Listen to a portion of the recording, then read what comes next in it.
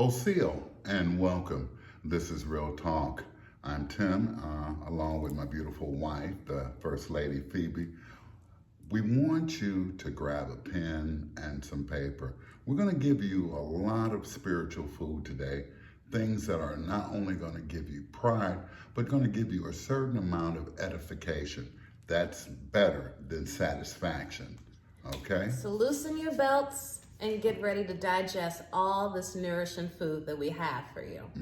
This segment will be about identity. If you have been classified as Black or African American, we're here to tell you today that you are the true indigenous Niji of Turtle Island. Niji means a North American Indian. It's something that we use to describe each other. Instead of the word Indian, we use the word Niji. It means brother, sister, or ally. You and I are Niji. You're my Niji. Okay, we're all connected. You're an Aboriginal. Aboriginal means from the beginning. Okay, we've been here from the beginning. You are an Aboriginal. That's right.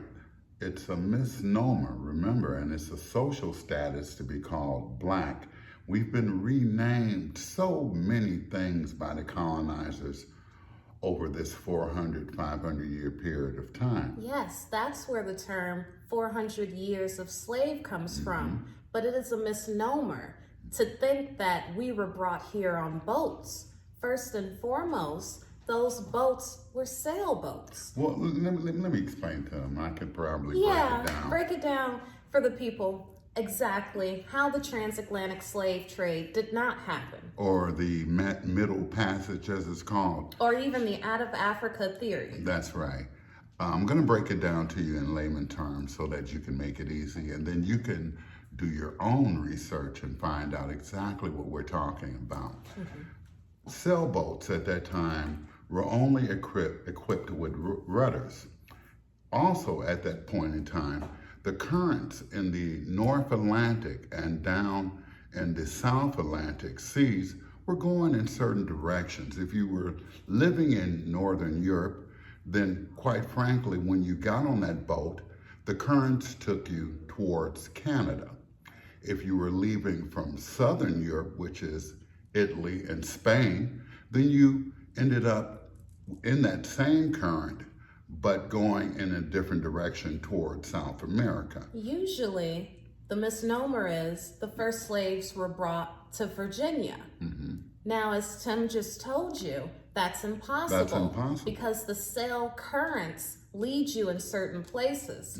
Furthermore, there were no equipment to carry as many people as they claim. Certainly not enough to repopulate Turtle Island. Correct. Therefore, we are not mixed up and we are not mixed out with anything. I'd also like to mention that the word African in itself is a misnomer because Africa was not called that in the beginning.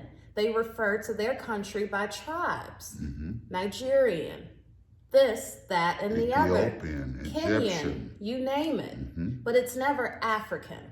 African is also a word that was given by the colonists. By the British colonists who tried or who colonized Africa. And the Dutch as well. As the Dutch as well. Now remember, here in the Americas, in Turtle Island, the French and the Spanish and also the British colonized Yes, here. Turtle Island. North America, it was the British and the French. That's why some of us are called Creole in Louisiana, because our languages have been mixed. And here, the reason we're speaking English is because the British colonized us. And down in Mexico and South America, they were colonized by the Spanish.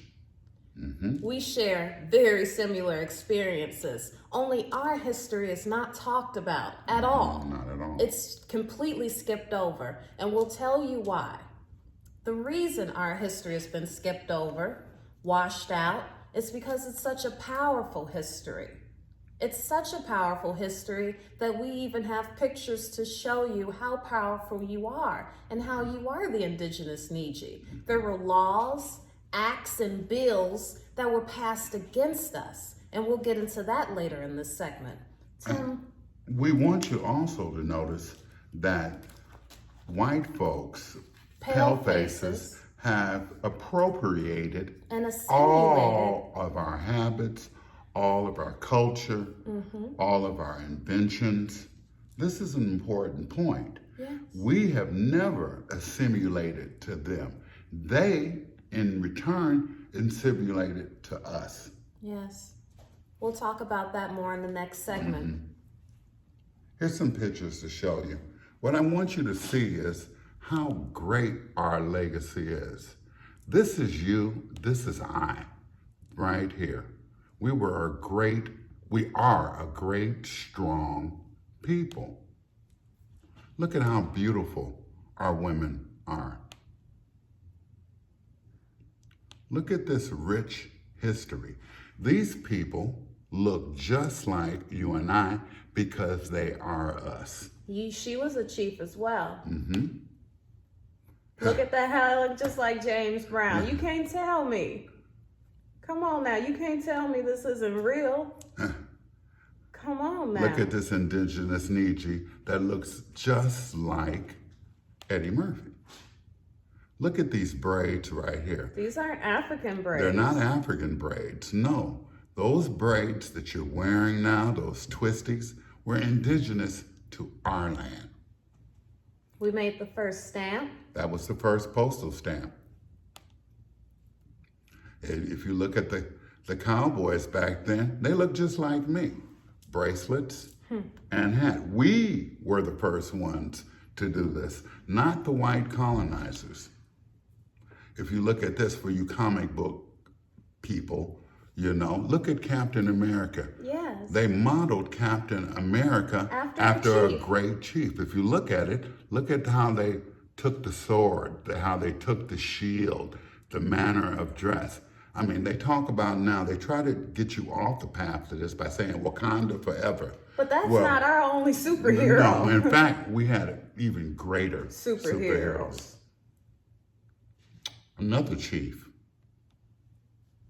Look at our families. Look at the way our people looked. Look at that. And we were always, throughout history, well-dressed and very clean people. Look at it. And Snoop Dogg braids. That's right. Look at that. Look how beautiful she looks. And if you wonder where we got our names from, just like Snoop Doggy Dogg, just like Method Man, you know, there was Red Bull. First Lady. Yes. No. Cool Breeze. We've always given ourselves names. It's always been the case. Ice-T. I mean, all of these names are derived from our indigenous culture. We'll leave all the links below so you can do some research as well. It's such a lot of information to digest. You can't take it all at once. You have to play it back. You have to listen to it again. You have to really feel what we're saying. But understand how great you are. They've been trying to hide your greatness forever, but they can't. We want you to know who you are, what you are, and how empowering that is, how great you are. Our ancestors want you. You owe it to your ancestors to know who you are. Now, let's get into this slavery misnomer. Yes. What slavery really means, what emancipation really meant, and what the Reconstruction era symbolized. That's what we're getting ready to talk about right now. I'll have to read a lot of this stuff verbatim to you because it's impossible to memorize it all, but we'll take breaks in between and I'll allow Tim to commentate to explain it in layman's terms. Okay, I'll try to keep it brief. First, during the Reconstruction, while many former slaves questioned the actual social economic benefits of their emancipation, poor whites experienced a time of mostly positive change. Before the Civil War, poor whites had functioned as social pariahs in the Deep South because they had no real place or stakes in the slave system. Let me say one thing. Let me interject something. Remember, what came over from Europe were criminals, were rapists, were the most undesirable people that Europe could send us. Yes, after the privileged came over and saw that the lands were plentiful, they allowed other settlers to come in later on in the game. And these settlers were usually gang-affiliated criminals and things of that nature. They were labeled as the free whites or poor whites, as I'm reading to you. I'll leave the link below. Continuing this article, it says, they were social pariahs deep in the South because they had no real place or stakes in the slave system, and thus actually stood to threaten it. Slavery had driven the wages of Southern white laborers well below those of their Northern counterparts. But even more detrimentally, it decreased the demand for white farmers, tenants, day laborers, and even mechanics, creating a large underclass of white people who were unable to find consistent work or earn a living wage. As one laborer from Georgia complained, the slaveholders could give the slave for almost nothing, and the poor young man like myself, a poor white, could not get a job, end quote. Occasionally, this rampant poverty amongst poor whites, well known as psychological and social ills, became to run amok from the depression, fatalism, and alcoholism. Domestic violence increased and criminal activity. Let me interject. That's where the first ghettos were actually started. Yes, it was. You can even look at Gangs of New York. That's right. That movie partially describes how so many settlers came in by the droves, and it was so much dysfunction amongst them. Continuing, they made particularly inviting targets for a Southern legal system that dominated by slave holders who generally incarcerated them for behavioral, violent crimes like trading, drinking, and social violence with slaves and free blacks. Clarifying the term free blacks, those were usually business owners who didn't have to have an indentured servitude contract or who were not incarcerated. Most slaves were incarcerated by the government. They were either prisoners of war or prisoners of the government. Okay. Period. Just like today, the incarceration system, they still make money off of sending more indigenous Neegies to jail than the whites. That's right. Still till this day. Now, picking up, on the eve of the succession, slaveholders were still jailing poor whites for these crimes and publicly whipping thieves and auctioning off debtors and criminals for their labor to the highest bidder. That lets you know that it wasn't just us. There were white slaves. Because of the criminal system, they became slaves as well. But I'll tell you when that script became flipped. Go on. Okay, well, what she's basically saying is they were the slaves. See, so many of us own properties, remember? We were inventing things. Most of us had money, had our own land. It was these poor white people that came over, the pale faces that were committing crimes, that were raping. So in that time, they also were put in jail or imprisoned, just like the prisoners of war. Yes, and they were threatening this slave system that they had already had in place with us. Because of the war, the American Indian War, which started in 1609, by the 1800s, they had disenfranchised many of us in the South who had owned our lands, and they tried to put us in the same position as the poor whites. Remember that the Civil War began in 1861. It wasn't over until 1865. That was the end and the beginning of Reconstruction. That's right. Moving along. In effect, confirming Hinton's helpers claimed that poor whites suffered a second degree of slavery in the antebellum period. The postbellum era freed poor whites in several critical ways. Most importantly, poor whites, workers who were free, were finally able to compete in a free labor economy, which at least provided them a potential opportunity to improve their economic situation. They will find that agricultural labor to be credible now in the absence of the Negro slave, which means emancipation directly benefited poor whites more so than us. Not us. Not us at all. Not us at all. It was to benefit the poor whites. Now they found agricultural labor to be something, to be proud of, since there was no more Negro slave, as well as highly remunerative. So now it's lucrative for the free whites to own this land. Furthermore, during the Reconstruction, poor whites also became beneficiaries of both the state and federal government. Let me repeat that. They became direct beneficiaries from both the state, Yeah, I'm okay. okay, and the federal government, you all. And for the first time in the Deep South history, free public education became widely available.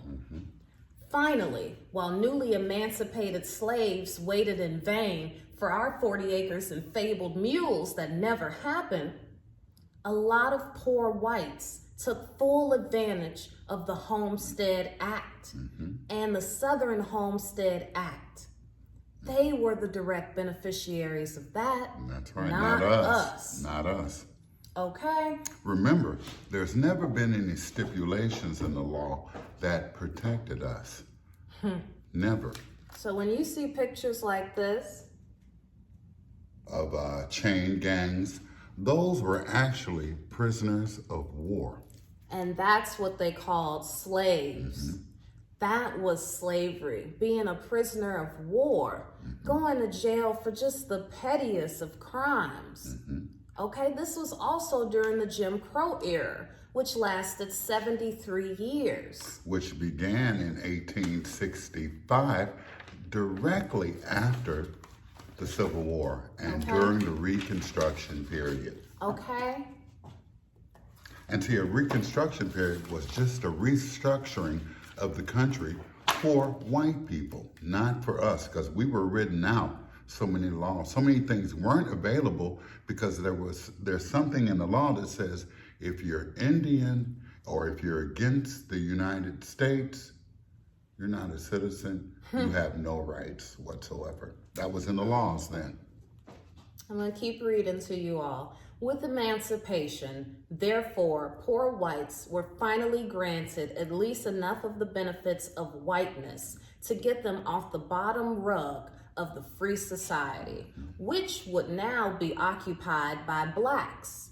Let me break that down. They replaced the poor whites with our economic system, with our economic floor, with our land, and put us in the position that the poor whites were in. Exactly. Despite the tendency of many poor whites to support other things, they had no choice because the government wanted to implement new laws to count us out. And remember, the government at this time and even now were funding, just like they fund the immigrants and foreigners that come over here. Now, they've always funded those foreigners who came into this country. As poor whites became gradually included in the spoils of white privilege, though Black Americans realized that they had emerged from one kind of slavery to another kind of second degree, even worse slavery, because we were no longer incarcerated. Now it's slave in our minds, it's slavery in our econ.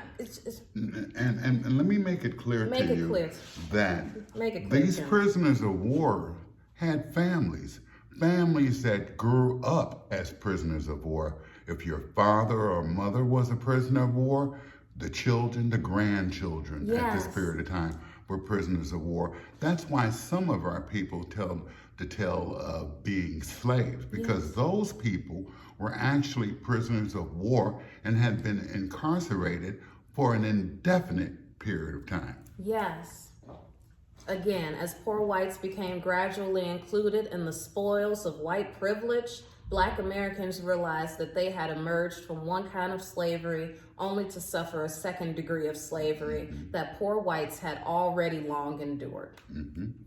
The Civil War removed the slavery issue because the Southern states had success, which means withdrew from the Union. The South withdrew from the Union. So finally, in 1862, the Homestead Act was passed. They tried to pass this Homestead Act 5 times before 1862.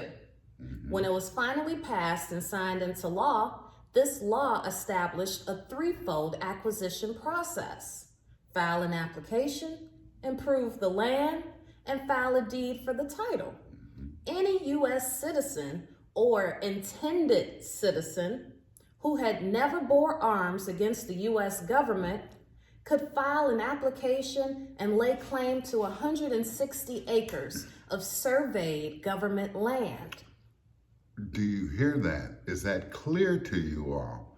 They subsidized those poor whites, those palefaces, to take the land. See, we had owned all the land. They stole it from us. They were squatters on our land first, and then they had land offices in which enabled them to buy the land, to take the land, and to even be funded by the government to take over the land.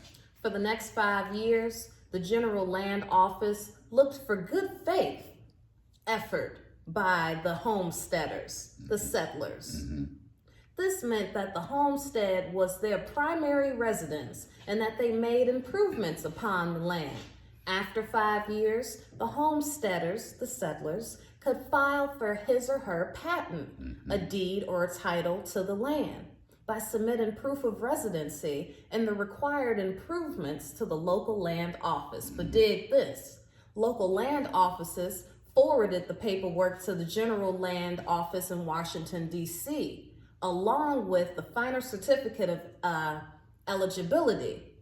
This class file was examined and valid claims were granted the patent to the lands free and clear, except for a small registration fee. Titles could also be acquired after 6 months of residency, and trivial improvements, provided the claimant paid the government $1.25 per acre. After the Civil War, Union soldiers could deduct the time they served for the residency requirements. But remember, they counted us out. Even though we fought in every war, we are the American Indians, so we fought against the U.S. government. And they never made us citizens, therefore those other what? people. The intended citizens That's right. benefited from this Homestead Those Act. immigrants. Dig this. Some land speculators took advantage of legislative loopholes. Others hired phony claimants. That's right. And brought abandoned land.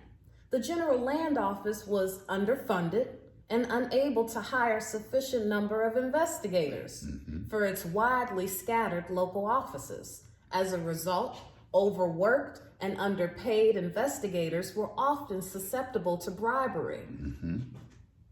They got the lands free and clear. Well, free and clear, they stole the lands, and the lands were given to them by the government. And to help with the exodus of us leaving our lands, that's when the Army got involved. That's why there were so many forts in different parts of the country. They were just there policing to help those immigrants take that land. And the lands that they couldn't take, like he said, got the military involved. That's why you hear about Tulsa. But as we told you, it wasn't just Tulsa, honey. It was all over. It was state to state, coast to coast, Chicago, all of North America. And by the 1800s, they had made their way down to South America. We had created our own vibrant community. Remember, we had so many inventors, writers, poets. Exactly. But through these acts and laws, they took our land. That's right. Through these wars, we became prisoner of wars. There was even a law after the Homestead Act. After those lands were taken, misused, and abused, then there was a Dow's Act that came. And in this Dow's Act, some of you may wonder, well, who's on those reservations? Let me tell you. That's right. Native peoples. Okay? Remember, we are not We're Native not natives, American. no. What you see as Native Americans today are the $5 Indians. These people These white paid looking. they paid the Census Bureau Yes. to have that. Listen to this. Native peoples who were deemed to be mixed blood were forced to accept U.S. citizenship, while others were detribalized. We were detribalized. So when I say I'm Cherokee and he's the true Shawnee, this is truth. Listen to this. We were detribalized between 1887 and 1934. Native Americans, so-called, lost control over about 100 million acres of land. 100 We were the million true. acres. We were the true landowners. That's right.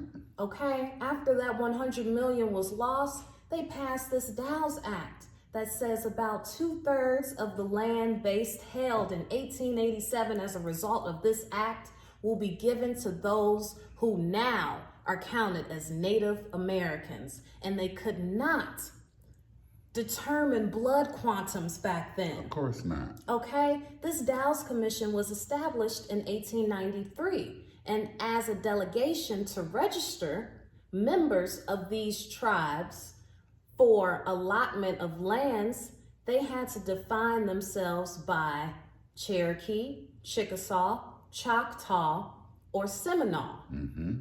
But because there were no method of determining the terms of the bloodlines back then, commission members often assigned full blood status to Native Americans who were perceived as poorly assimilated, legally incompetent, or of mixed blood status. That's those settlers that came in.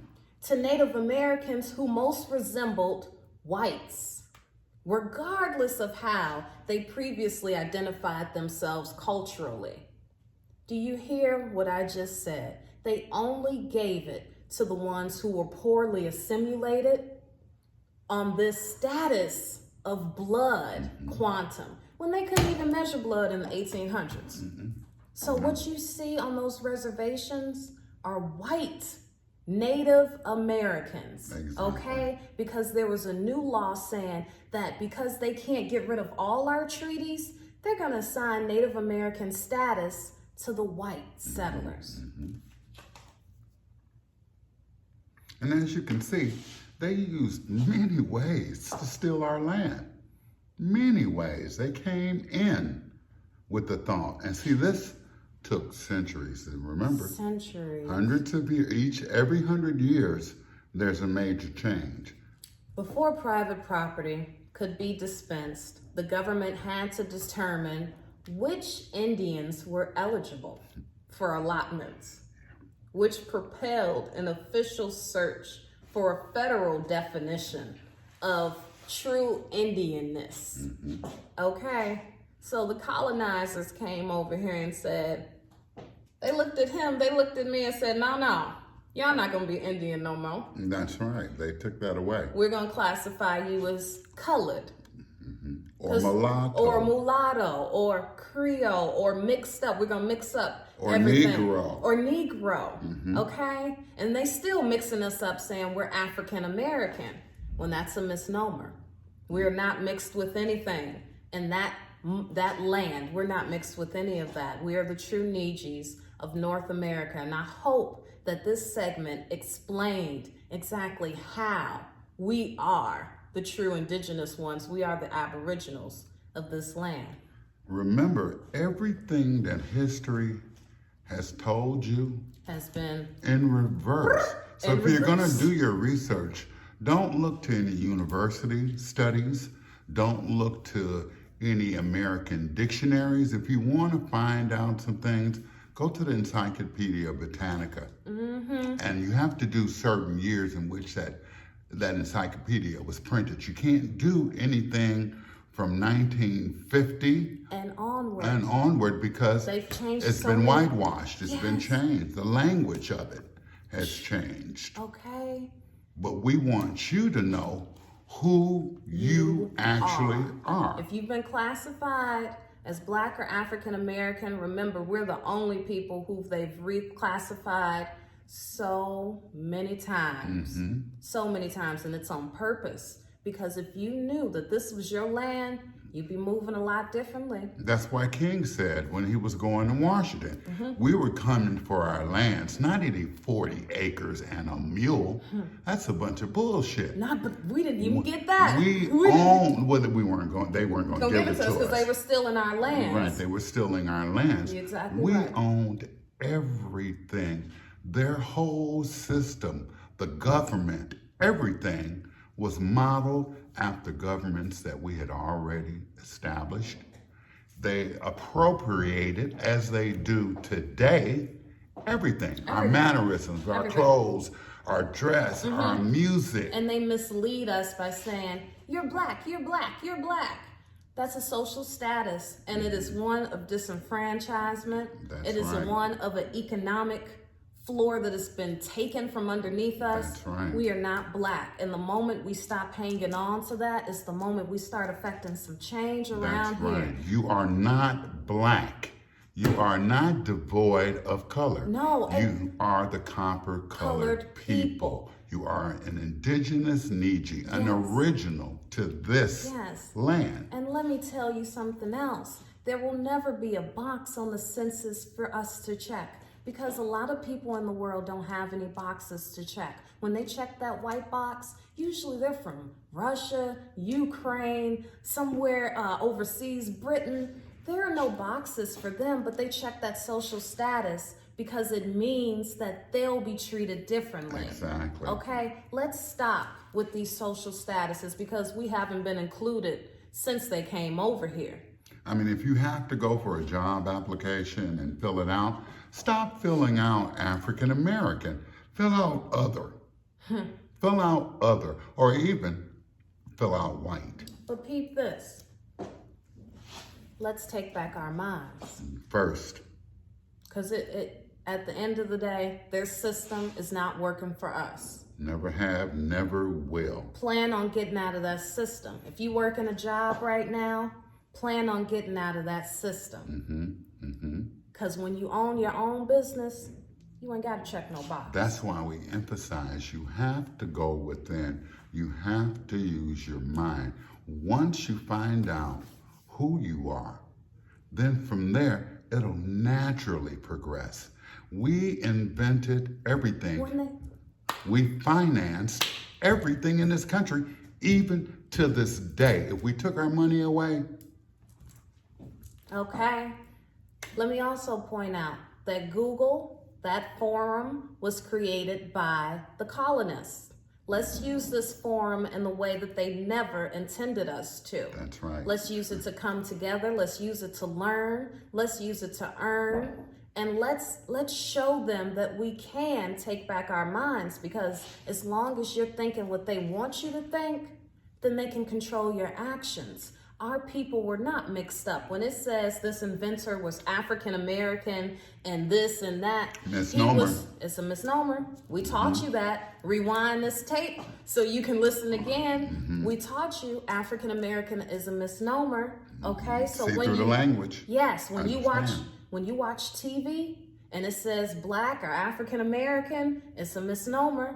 You are the indigenous Niji. Every celebrity that you see that is being classified as Black or African American is the indigenous Niji. Let's take back our minds. Let's affect some change. The moment we know who we are, you can navigate so much better. That's how our people were able to invent.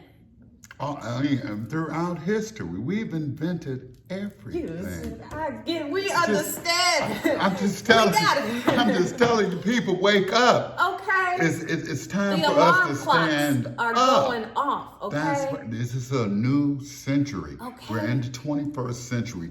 We've got to stand up, and we cannot allow history to forget who we are. You have to teach your children. Each one, teach one. This is to so share important. This message. You have to. You have to make it get around. Let it get around so our people know who we are. Let's put it in a song. We are the Needy. We are the strong ones. Let's start rapping about it. Let's take back our minds so we can take back our creativity. Because right now it's in the hands of so many other people. That's why it's so important for you to be a sovereign being. Even in the music industry, sovereignty is so important because you don't want to put all your rights in someone else's hands. Well, if you're classifying yourself as something that you're not, you're putting your rights in somebody else's hands. All your creative rights, all your spiritual rights. You are not from anywhere else but this land, and it's a plentiful land. It's a strong land. It's an abundant land. You have a wonderful, great heritage, a legacy. Yes. A wonderful legacy. And you have to realize that. See, by telling yourself that you're Black American, that you're African American, that you're Black, is not empowering at all. That's why they put that. Exactly. And remember, a lot of those terms came in the 1960s. You can look this up. We'll leave the link below. Do some research. A lot of those terms came way later in the game by college students. They were indoctrinating our children. The grown folks were not calling themselves that. No. The Cicely Tysons were not calling themselves that. No. Maya Angelou, we're not. You don't have to be Black. You don't have to be something that somebody else tells you. Your ancestors are telling you. Your auntie and uncle, your brother and sisters, we're telling you who you are. Don't let the Jews and Gentiles tell you who you are any longer. You are not mixed up. You are not mixed out. What you see on those reservations are $5 Indians. The true indigenous people are melanated people like you and I.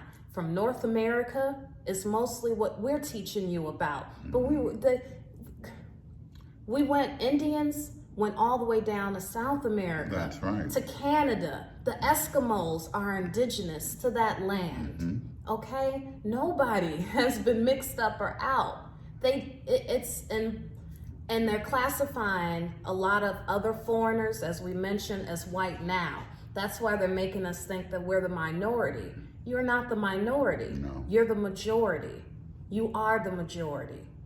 And we will take back our minds. The next episode will be about mindset. And I told you guys, if you stick around to the end, we have a special offer for those loyal subscribers. We will be having a live stream, and you will be the first to be invited to that live stream. We'll also be releasing exclusive videos so you can ask questions directly to us that nobody else will see, okay? This is about us and spirituality and mindset. So we're going to create a community strictly around that. Healing our community, strengthening our community. That's what we need now, and that's the purpose of our channel. Do you know who you are? Because if you don't, rewind this video. And we welcome you to do the same type of research. We're constantly researching these things for you. Sorry we haven't been around, but we've not sorry. We've been very busy. Yes, and we take a few days off so we can give it to you in the best form and fashion, in a straight, direct way, okay? And we keep it to the point.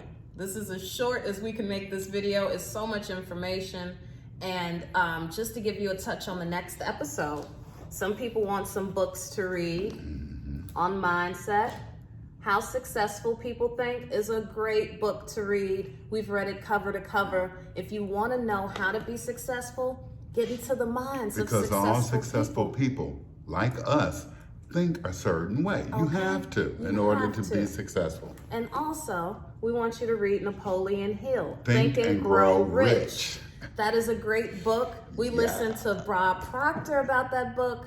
We listened to all types of people who have read Think and Grow Rich. And it is a study on all of the wealthy people and how they created their small businesses and elevated them to the next level.